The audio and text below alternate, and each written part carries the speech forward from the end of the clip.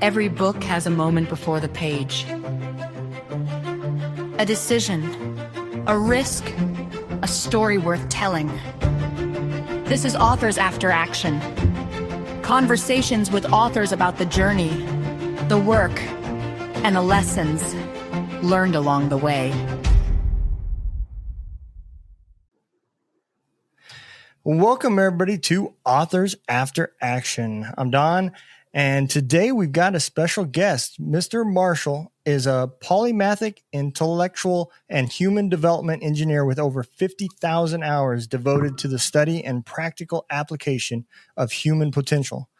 Classically educated as an honor student at Jesuit Military Preparatory School, he was accepted into engineering school while still a junior and completed college on academics, scholarship, graduating cum laude with a Bachelor of Science. Beginning his exploration of transformational and holistic arts while still an undergraduate, he went on to complete 28 years of formal education and built a 40-year professional career. Let's welcome Jim Marshall. Hey, how's it going, Jim? Hi, Don. Good to see you. Man, I thought the military put us through a lot of education. That's a lot of education, man. Yes. So what brought you down the engineer path? Because I know we're going to dive into your author career, but it just seems like there's a whole lot of engineering that went on too. So how did the two combine? First of all, I should tell you, when I was a boy, I thought I was going to be a physicist. Okay. But when I get into prep school and I found out about engineering and the distinctions between science and engineering, I realized that I was an engineer. And of course, they gave me aptitude tests, which give you the 10 things would be most suitable for you to be. 3 of the top 4 were 3 different types of engineering. Wow. And I had already been accepted into engineering school by then. So I said, well, duh. Yeah. So anyway,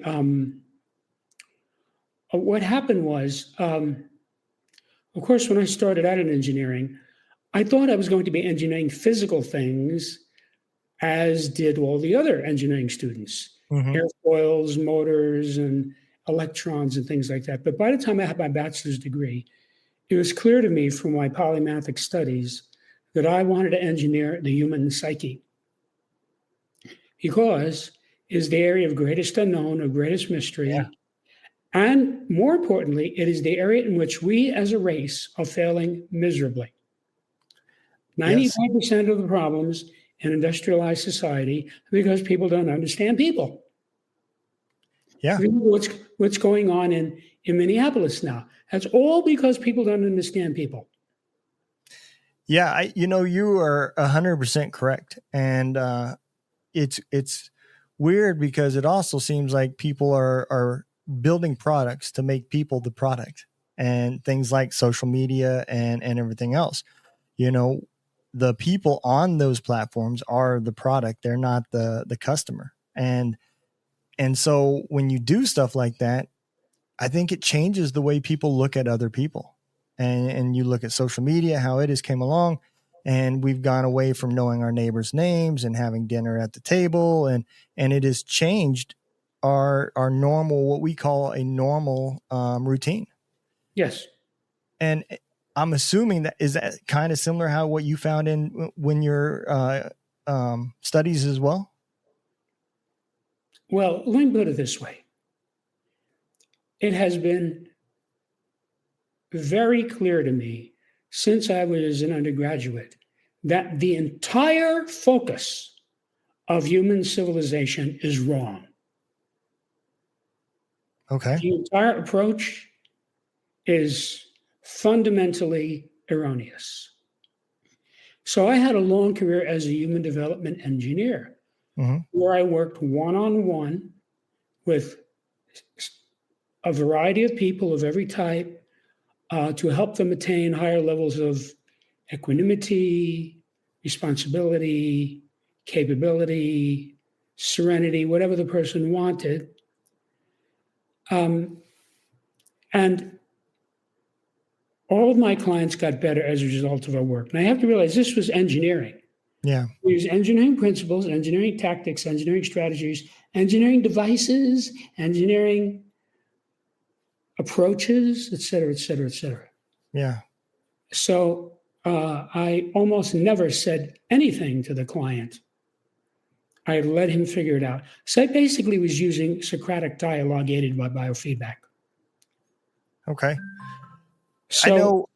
Go ahead. I worked with engineers in a lot of different fields. You know, I worked with metallurgists. I worked with engineers for mechanical, you know, mostly in mining type industries, right? And so I do get how the process works as far as understanding and building and testing and so forth. You know, there's processes to building a, you know, a theory and working through those until you test it to be proven and so forth. How did you do this when you were sitting down with clients to study them and learn? Because I never thought about engineering the human, you know, brain or anything like that. Mm-hmm. But it just seems so hard without being able to touch, see, test, and so forth. How did you do it? Well, first of all, I should tell you that my sophisticated usage of biofeedback was really the secret weapon, because I could see into the person's mind through the biofeedback. In case some of your customers may not know, every time you think a thought, the electromagnetic field around your body changes. Yes, I would agree. And it changes in specific ways that correspond to different types of feedback. So, for example, a guy comes in and he says, you know, I can't get along with women. Can you help me? I say, sure. So then I do a long interview. The interview is free. And I ask him a lot of simple questions like, how do you get along with your family? How do you get along with your wife? You know, how's your job? How do you like your work? Blah, blah, blah, blah. You know, simple stuff. Mm-hmm. But he's on biofeedback while I'm doing this. So when I say father, nothing happens. When I say mother, the needle goes boom. Ah, we hit something here. Then when we get into the session, I'll say to him, tell me about your relationship with your mother. Boom, same reaction. Now, as he's talking to me, I'm getting biofeedback that's telling me what's going on in his mind, usually before he figures it out himself. So, for example, I can see from the biofeedback that he has a secret from his mother. And I'll ask him, do you have a secret from your mother? How did you know? Well, go ahead, tell me, see? And then by that type of approach, we would go right down into his subconscious and delete the whole trauma. And the reason why I was able to discover Septemics is that the work that I did was orders of magnitude faster than other people in the industry. And let me tell you what I mean. Let's say a guy goes to a psychotherapist because he can't keep a job, right? So he sees this guy 50 minutes a week for a year, once a week. And at the end, he says, you know, I'm doing better about this. Guy says, thank you very much. Goodbye. I could do that in one day, sometimes in a half hour. Wow. We're not talking about 10 times faster. We're talking about 100 times faster, 1,000 times faster because of the biofeedback. So I basically use Socratic dialogue. If you read the Socratic dialogues, you know what they're about, that approach, but I had the biofeedback. So what it did is it took Socratic dialogue, which was like a horse cart, and turned it into a rocket ship with the biofeedback. Because of that, I was able to see this in a sort of a time-lapse photography. So I could see this client go right in front of my face in a half hour. And there were distinct things that happened, and I wrote them down. So what happened was, All of my clients got better as a result of our work together, but incidentally, I was able to figure out the outcome of the session. I started noticing that. Wow. And I never told that to anybody, but I made notes. And the more this happened, the clearer this was that there was indisputably something predictable in this, or I wouldn't be able to do that. And the reason I was able to see it was because of my polymathic background, which is very broad and deep, and because of this time lapse factor. Yeah. So I came to realize that the client would be at a specific level on a specific scale that I had previously observed and recorded. There's no theory of septemics. There never has been. This is all raw empirical data. So by 1995, I had simply observed and recorded about 32 scales where the client's at this level, we work, he goes up to the next level. Another client comes in, he's on a different scale, he's at this level, we work, he goes up to the next level. Every time this happened, it verified my hypothesis because the clients knew absolutely nothing about what I was doing or how I was doing it. All they knew was I told them I could help them. I asked them relevant questions, which 99% of the time had a yes answer. And it led them to epiphanies and realizations and so forth. So the guy comes in, can't keep a job. I work with him for 30 minutes. He says, now I see why I can't keep a job. And it's something right out of what is now called Septemics. So is it safe to say that being human, we kind of run with patterns, and so that's how you start being able to document and how the sessions are going to go, because maybe the topics are different, but the patterns of what is triggering people or the techniques that are going to be used are going to be fairly similar. Yes. Okay. So what would happen is the client invariably would have a realization on the subject matter of whatever we were looking into, like, oh, now I see why I haven't been able to keep a job, that type of thing, right? Big realization for him. And he might take 15 or 20 minutes explaining this realization. This is not a small thing. We're talking about the guy's mind is unraveling in the session. So they didn't have any insight about what I was doing or how I was doing it. They didn't even ask me that. They didn't care about that. Guy comes in, he's just about ready to get a divorce from his wife. I work with him. The whole thing gets straightened out. He is happy.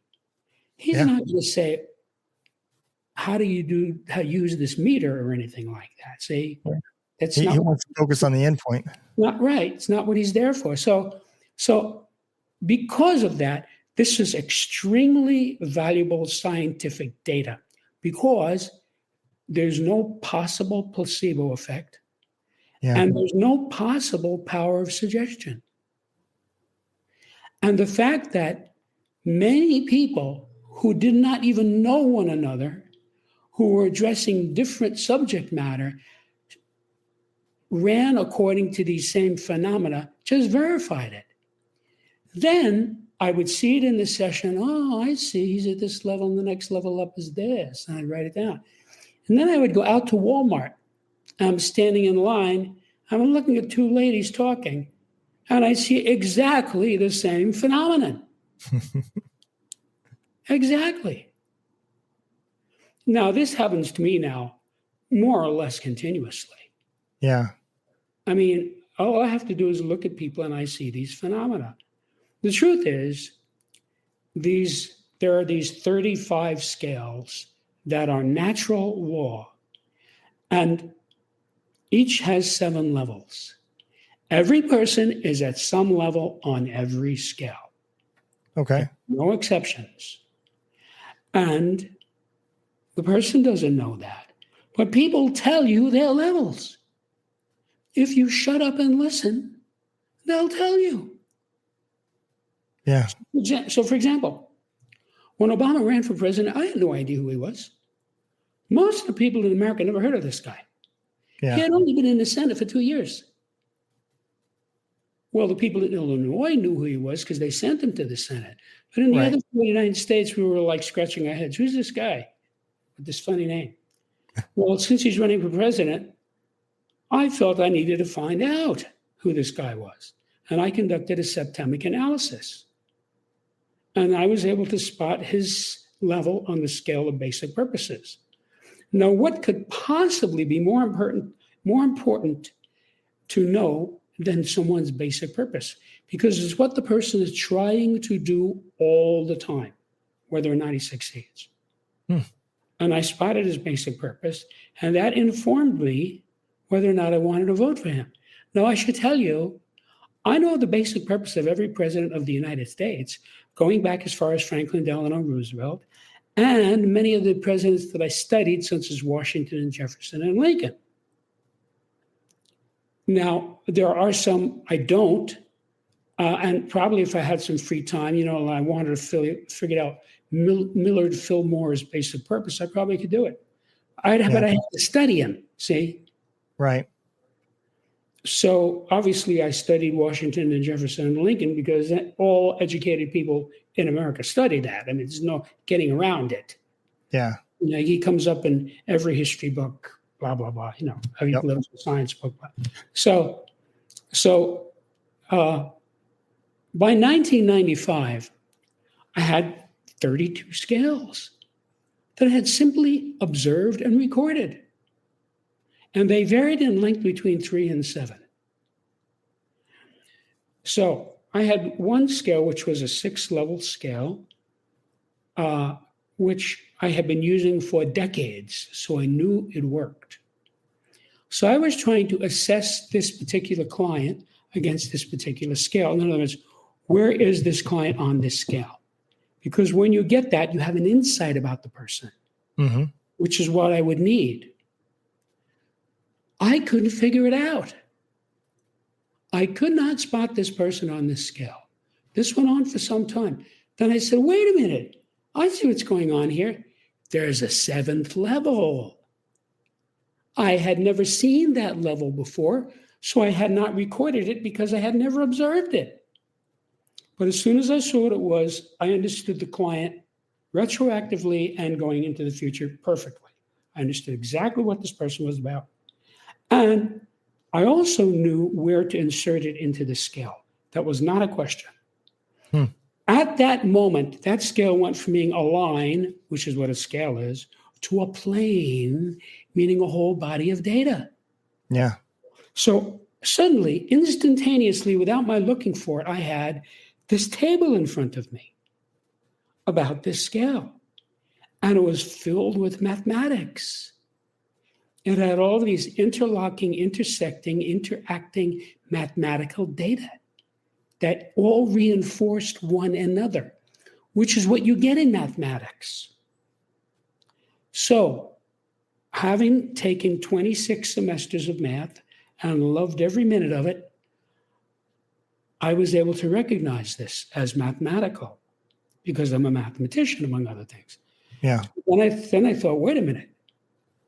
Whatever the hell this is, it has to be natural law because it has mathematics embedded in it. And anything that has mathematics embedded in it, like, for example, the Fibonacci sequence, is natural law. So then I thought, whoa, I wonder how many of these other scales that I have might actually be 7-level scales that hadn't been developed all the way because I wasn't developing anything. I was just helping my clients and making notes. And the only reason I was making the notes is that's what engineers do. Yeah.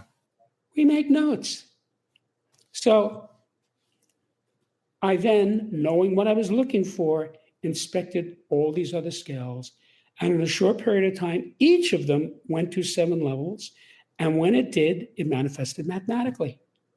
So now I had 32 7-level scales, each of which delineated a different aspect of human phenomena that all had mathematics embedded in them. And having gone to school for 28 years, I said to myself, I never saw anything like this. This looks like a new subject to me. Yeah. And then I thought, wait a minute, new subject? I could go from helping people by the hundreds, which is what I have been doing as human development engineer, to helping them by the millions if I put this in a book and get it out so people can have it. So I'm going to have to write a book. So the first draft was finished in December of 95, and I sent it out in a transcript form to colleagues of mine, all of whom had graduate degrees in a variety of subjects. And they all had very positive responses. They had differing responses, but distinctly positive responses. And this told me that this was exactly what I thought it was, which was a new subject that people would get. Now, I had to tell you, that was 30 years ago. I have been watching people get this for 30 years. They get it. Yeah. No one has ever said to me, this doesn't make any sense. Why would I want to look at this? Nobody's ever said anything like that.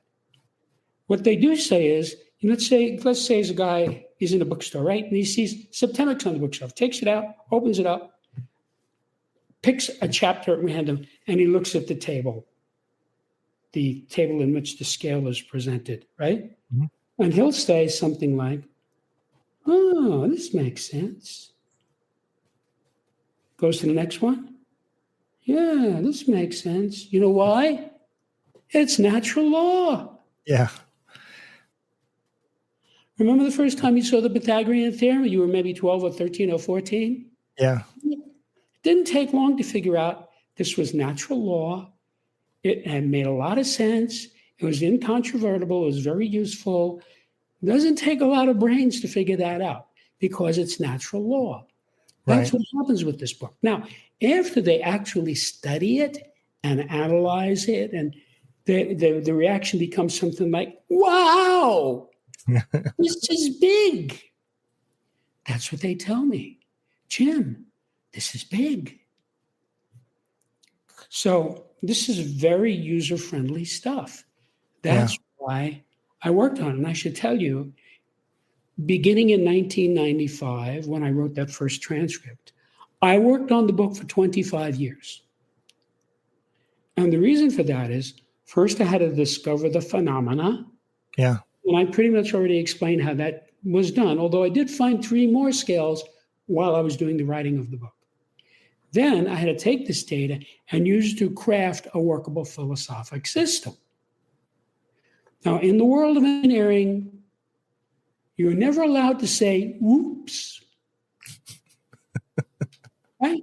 You can't just have the plane fall out of the sky or the car go off the road or the cell phone not connect. That's not allowed. That's why we have all of these rigorous, redundant factors of error for everything. So it is a very rigorous, painstaking approach, engineering. You have to have a certain type of mind and personality to do it.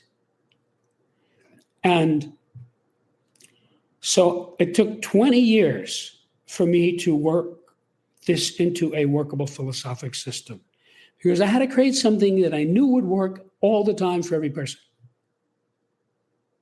Then the most time-consuming part of this was expressing it in a way that would make sense to the average person, the average reader of English. And I know I succeeded at that because people have been telling me this for 30 years. You don't have to be a college graduate to get this. Yeah. I have some guy, he reads the book, he says, yeah, this really makes sense. I understand this. This is, help me with it. They get it. Because I was very, very careful to write it in a way that would be self-explanatory. that the natural law of it would be clear and the axiomatic aspect of it would be right there. So people would get it, and they do. I think it helps, like what you said earlier. It helps with that part because it is part of the natural order, and I think when people are able to, what's the right wording here? Able to realize something that's natural, right? It wasn't a process taught, built, created, and then taught to you to learn. It's more instinctual. There's a lot of instincts that we have that we don't remember. Our subconscious has kind of put them away and hid them, and they're there for when we need them at the right time. And I think that's exactly what you're talking about here is you've discovered something that is in our consciousness, but it's just put back here and used for the right time. And you're bringing that out, and that's helping people understand it. Right. In general, if a person is not educated in the area, he doesn't know what he's looking at. Right. Like I know music very well. I studied music. I worked as a professional musician. I teach. So, a piece of music comes on. I'm analyzing it as it's going by. Yep. Okay. Oh, there's the tonic. Here's the subdominant. Oh, here's a minor chord. Because I know it. Yeah. That is what this is like. But it's about yourself and others. Right. So let me give you an analogy about how simple this is to experience and work. I'm into flowers because I've been gardening since I was a boy. So Okay. You might say, Jim, come over to my house and look at my garden. I say, fine. So I show up at Don's house and I go into the garden and I see, Don has hydrangeas, irises, forget-me-nots, petunias, roses, tulips, begonias. Now, the reason I can analyze it like that is I know a lot about flowers. Right. If you bring some 5-year-old boy into that garden, he will see and smell exactly what I saw and smelled. But all he can say is, these are pretty and they smell nice. Yep. That's all he knows, right? So let's move this over into a human situation. Most adults are like that little kid regarding people. They don't know what they're looking at because they don't know the material. So Friday night comes, guy gets all dressed up in his best suit, goes out to a nice bar to meet a young lady, right? Yep. So he sees a lady there, he buys her a drink, they're having a nice conversation, and he thinks to himself, boy, she's pretty and she smells nice. That's the same thing the little kid just said. Yeah. That's all he knows. He doesn't know if she has bipolar personality disorder. He doesn't know if she's on drugs. He doesn't know if she's living with a terrorist. Yeah. He doesn't know if she's a drug dealer. There's 1,000 things that if he had this material, he could analyze it. And he might not analyze it to those specific things, but he would get the phenomenon. You follow me? Yep. So like I can look at a person, I can say, oh, this guy's at level 3 on the scale of basic purposes. Tells me all about him. Tells me what I need to know. Okay? And so when he does X, Y, and Z, it's not a surprise to me. Right. The subtitle of the book is Analysis, Prediction, and Management of Human Affairs. The material that I'm giving you allows you to analyze human phenomena. Once you analyze it, you can then predict. You know what the person is going to do or say. It's predictable. Yeah. See, that's what I was seeing in the session, the predictability of it. And then once you can predict it, then you can manage it.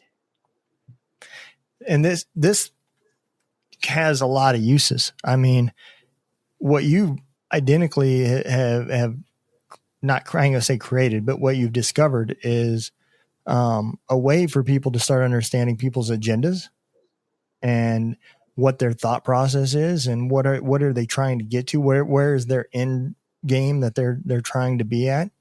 And not only is that, I don't want to say it's just it can be just used for those, but it can help out a lot with relationships, when you're not understanding what your partner is trying to get to or foresees the family path.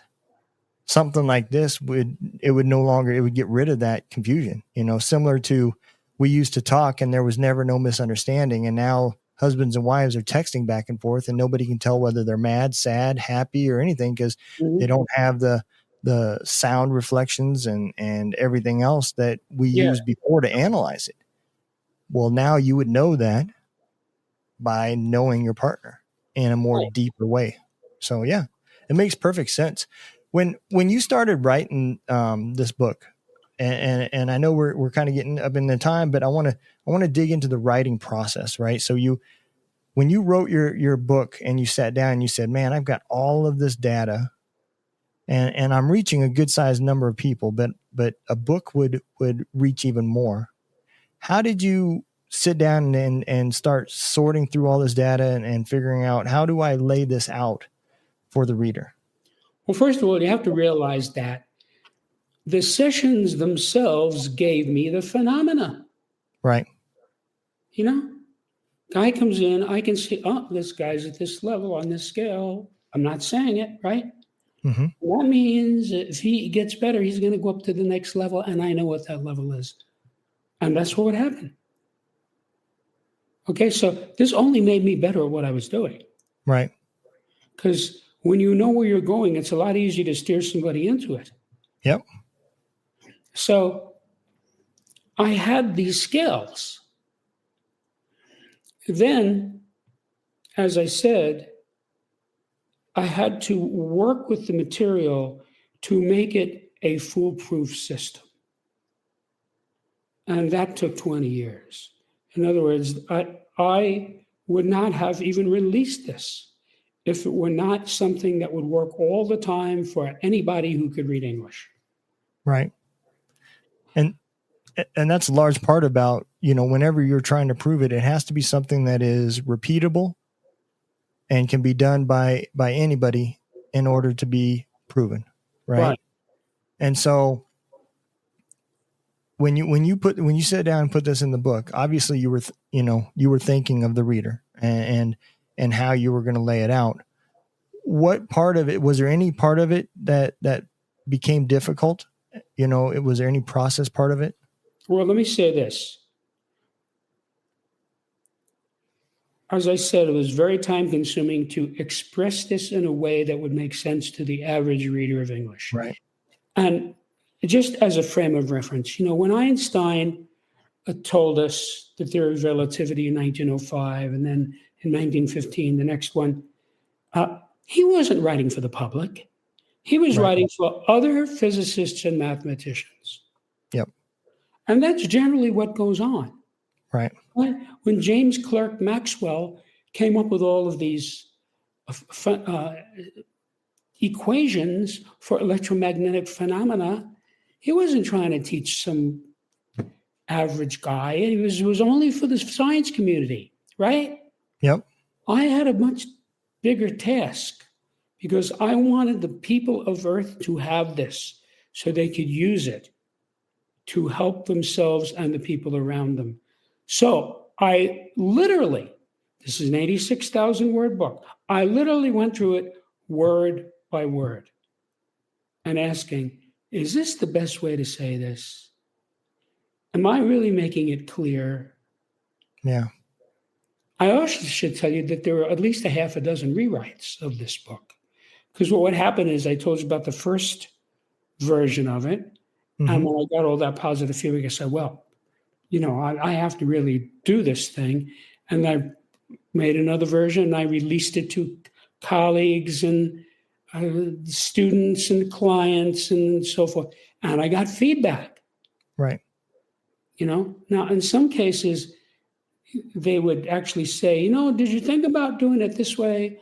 But very often they would just sort of make a comment that they weren't trying to tell me anything, was just the way they experienced it. And that would tell me how I should alter it.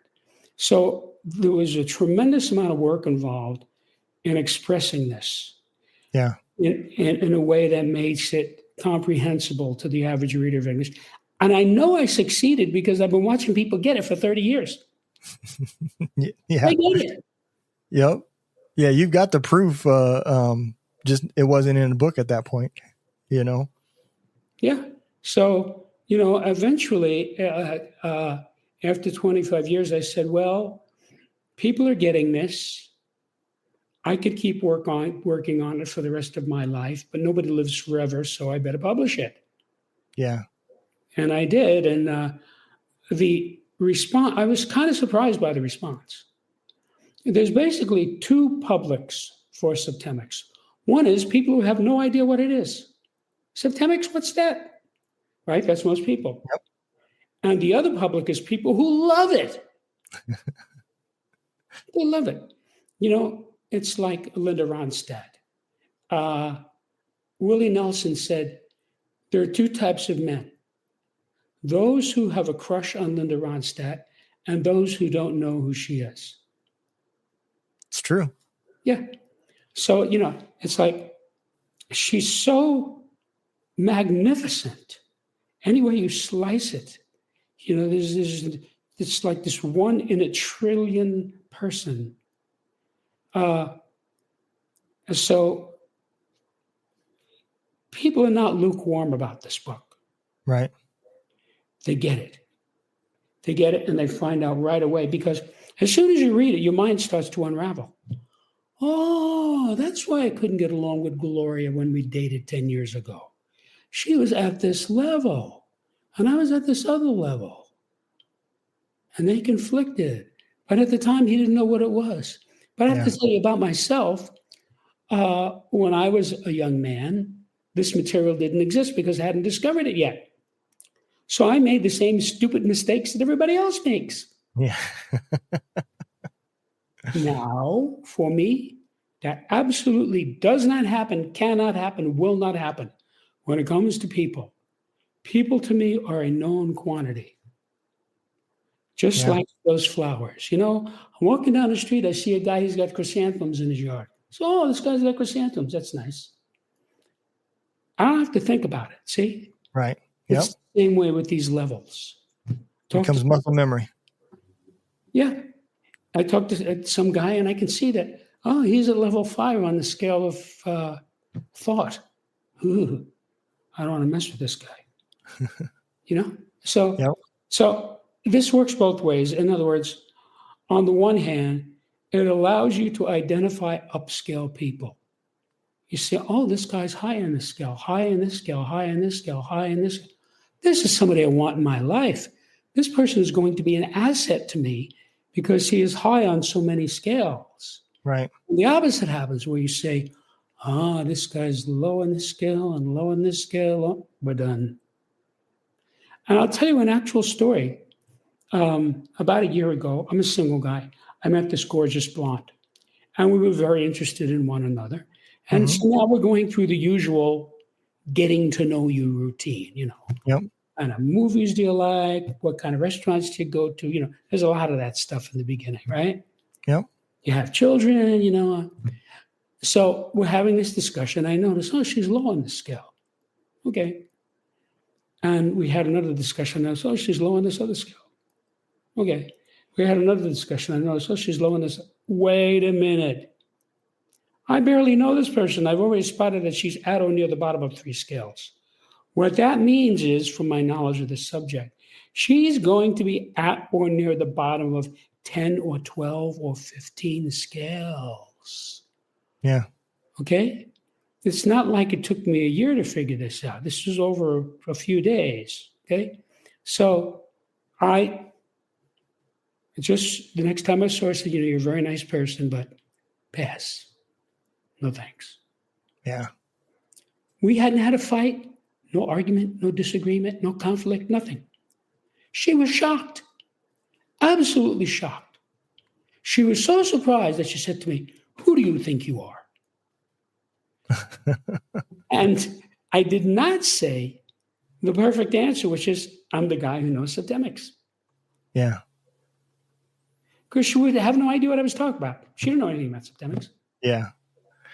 Well, why don't you take the moment and tell everybody where they can reach out to you if they'd like to hire you, or where they can find your book and pick one up?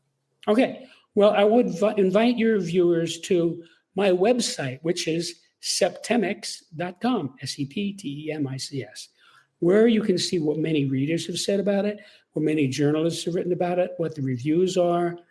You can read sections of the book itself. And there's even a pre-recorded audio called Introduction to Septemics that explains it in 15 minutes to a new person. Awesome. Well, I want all my listeners out there, if you would like to learn a little bit more, reach out to Mr. Marshall and have a nice little chat.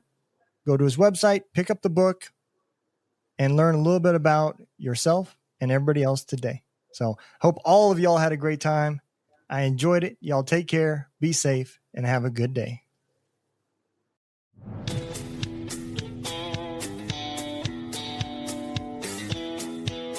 You've been listening to Authors After Action, a podcast from the Barracks Media Network.